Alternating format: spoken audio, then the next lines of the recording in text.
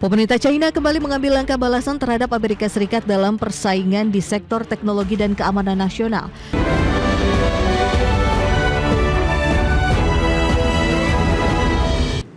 Pemerintah China memasukkan 10 perusahaan asal Amerika Serikat ke dalam daftar hitam pembatasan ekspor. Kebijakan tersebut menjadi balasan atas langkah Amerika Serikat yang sebelumnya memasukkan sejumlah perusahaan China ke dalam daftar hitam.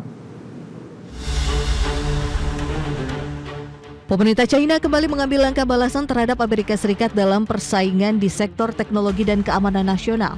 Hal itu ditunjukkan dengan keputusan Beijing memasukkan 2 perusahaan mineral jarang Amerika Serikat, yakni MP Materials dan USA Rare Earth, serta 8 perusahaan lainnya ke dalam daftar kontrol ekspor.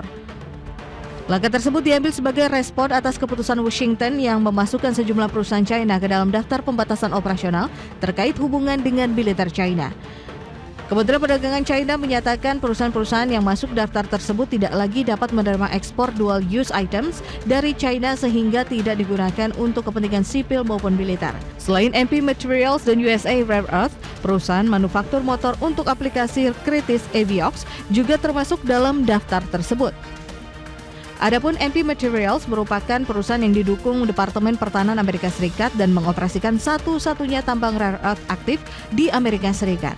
Sementara itu, USA Rare Earth terlibat dalam rantai pasok industri mineral tanah jarang dari tambang hingga produksi magnet. Dalam pernyataannya pada hari Senin lalu, Kementerian Perdagangan China menyebut kebijakan tersebut diambil untuk melindungi keamanan nasional dan kepentingan negara. Berbagai sumber IDX Channel.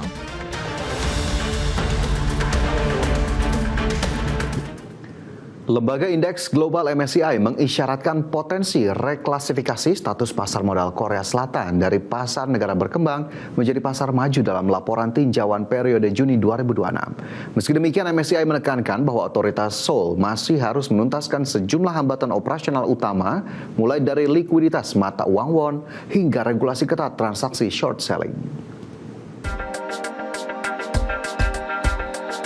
Lembaga Indeks Global MSCI mengisyaratkan potensi reklasifikasi status pasar modal Korea Selatan dari pasar negara berkembang menjadi pasar maju dalam laporan tinjauan periode Juni 2026.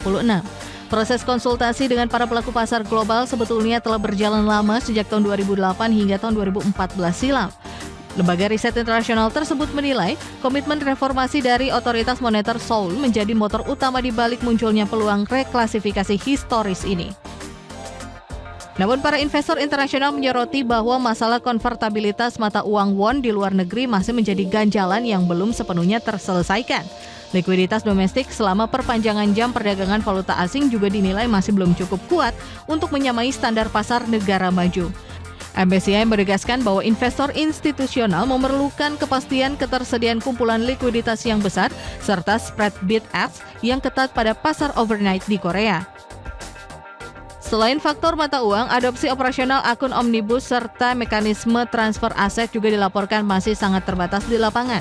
Pelaku pasar global bahkan terus menghadapi beban operasional yang signifikan akibat ketatnya rezim kepatuhan pasca pencabutan larangan transaksi short selling.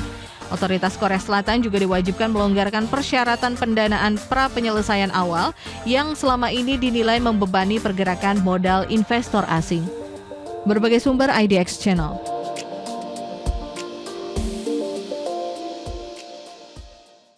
Pemerintah meminta PT PLN Persero menuntaskan permasalahan mati lampu bergilir yang terjadi di sejumlah wilayah Pulau Jawa dalam beberapa waktu terakhir. Menko Perekonomian Erlangga Hartarto menyebut gangguan pasokan listrik berdampak terhadap aktivitas ekonomi masyarakat dan dunia usaha. Pemadaman bergilir di sejumlah wilayah akibat keterbatasan pasokan batubara PLN disebut mulai meresahkan banyak kalangan masyarakat maupun dunia usaha. Menteri Koordinator Bidang Perekonomian Erlangga Hartarto pun meminta PT PLN Persero untuk segera menuntaskan permasalahan mati lampu bergilir yang terjadi di sejumlah wilayah Pulau Jawa belakangan ini. Menurutnya, gangguan pasokan listrik tersebut berdampak langsung terhadap aktivitas ekonomi masyarakat dan dunia usaha. Untuk itu, Erlangga menegaskan pemerintah telah membahas persoalan tersebut dalam rapat bersama Menteri ESDM, di mana PLN diminta mempercepat langkah-langkah perbaikan agar keandalan pasokan listrik kembali terjaga. Dampaknya ke ekonomi gimana sih Pak? Iya, tentu sangat berpengaruh. Tapi kami sudah minta, kemarin PLN kami sudah rapatkan dengan Menteri ESDM harapannya sih Juni ini bisa diselesaikan. Kerugiannya kira-kira soal apa? Pemerintah berharap dalam waktu dekat persoalan pemadaman bergilir dapat segera teratasi, sehingga tidak mengganggu produktivitas masyarakat maupun kegiatan industri. Keandalan pasokan listrik dinilai menjadi faktor penting dalam menjaga kelancaran aktivitas ekonomi dan mendukung pertumbuhan di berbagai sektor. Jakarta, Raharjo Patmo, Adex.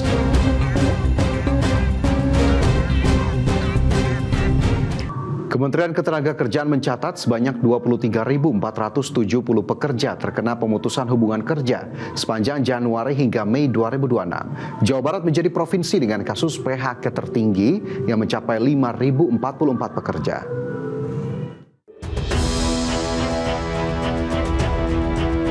Kementerian Ketenagakerjaan mencatat sebanyak 23.470 pekerja terkena pemutusan hubungan kerja sepanjang Januari hingga Mei 2026. Berdasarkan data dari laman satu data Kementerian Ketenagakerjaan, Jawa Barat jadi provinsi yang paling banyak terjadi PHK, mencapai 21,49% dari total tenaga kerja ter-PHK yang dilaporkan. Dari laman tersebut, jumlah tenaga kerja yang terkena PHK di Jawa Barat selama Januari hingga Mei 2026 sebanyak 5.044 pekerja. Angka PHK tertinggi terjadi pada periode Februari yang mencapai 1.775 pekerja. Banten menjadi provinsi kedua tertinggi yang paling banyak melakukan PHK. Sepanjang Januari hingga Mei 2026, sebanyak 2.596 pekerja di Banten mengalami pemutusan hubungan kerja, dengan angka PHK tertinggi terjadi pada periode Februari yang mencapai 691 pekerja. Sementara itu, penasihat khusus Presiden Bidang Ketenagakerjaan dan Kesejahteraan Buruh yang juga Presiden KSPI Said Iqbal menyebut ribuan buruh Jawa Timur, Jawa Barat, dan Jakarta berpotensi menghadapi ancaman PHK. Ancaman PHK ini dipicu ketidakpastian ekonomi global serta kenaikan harga gas industri dan relokasi pabrik. Jakarta, Tim Liputan ADX Channel. Pemerintah resmi memberikan insentif pajak pertambahan nilai ditanggung pemerintah atau PPNDTP untuk tiket pesawat domestik kelas ekonomi selama periode libur sekolah. Aturan ini diterbitkan sebagai bagian dari upaya menjaga daya beli masyarakat dan mendorong aktivitas ekonomi selama musim libur sekolah. Pemerintah resmi memberikan insentif pajak pertambahan nilai ditanggung pemerintah atau PPNDTP untuk tiket pesawat domestik kelas ekonomi selama periode libur sekolah. Dengan kebijakan ini, masyarakat yang membeli tiket hingga 5 Juli 2026 dapat menikmati pembebasan PPN yang ditanggung penuh oleh pemerintah. Ketentuan tersebut tertuang dalam Peraturan Menteri Keuangan Nomor 43 Tahun 2026 tentang pajak pertambahan nilai atas penyerahan jasa angkutan udara niaga berjadwal dalam negeri kelas ekonomi pada periode libur sekolah yang ditanggung pemerintah tahun anggaran 2026. Aturan ini diterbitkan sebagai bagian dari upaya menjaga daya beli masyarakat dan mendorong aktivitas ekonomi selama musim liburan sekolah. Dalam BLI tersebut, pemerintah menanggung 100% PPN yang tertuang atas jasa angkutan udara niaga berjadwal dalam negeri kelas ekonomi. Fasilitas ini berlaku untuk komponen tarif dasar dan fuel surcharge yang terdapat dalam harga tiket penerbangan. Namun tidak semua tiket otomatis mendapatkan fasilitas tersebut.